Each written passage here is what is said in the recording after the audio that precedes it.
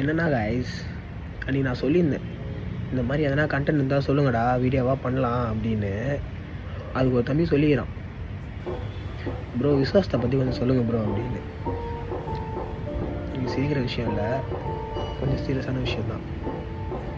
சரி நானும் சொல்லலான்னு வந்துட்டேன். என்னன்னா கைஸ், குணா நம்மளை நல்லா பார்த்துக்கினாருன்னு குணாவுக்கு விசுவாசமாக இருந்தேன். ஆனால் குணா கேட்பார் பேச்சை கேட்டுன்னு நம்மளை வெத்துட்டா அப்படி. சரி குணா வெத்துட்டாருன்னு விட்டேன். அப்புறம் போடாட சொல்ல செந்தில் பழகமான அப்படி. சரி செந்தில் தான் பழகிட்டாரேன்னு செந்திலுக்கு விசுவாசமாக இருந்தா செந்தில் புதுசாக வந்த 2 பேருக்கோசரம் நம்மளை வெத்துட்டா அப்படி. இப்போ நீங்கள் நினைக்கலாம், இவனை 2 பேரையும் வெத்துட்டாங்க, இவன் வடச்சனை அன்பு மாதிரி 2 பேரையும் பழி வாங்க போகிறான்னு.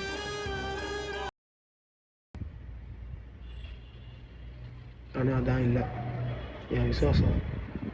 அன்னிலேருந்து பத்மாவுக்கு மாமா. ஆனால் ஒன்று, பத்மா நம்மளை வெறுக்காமல் இருக்கிற வரைக்கும் செத்தான்.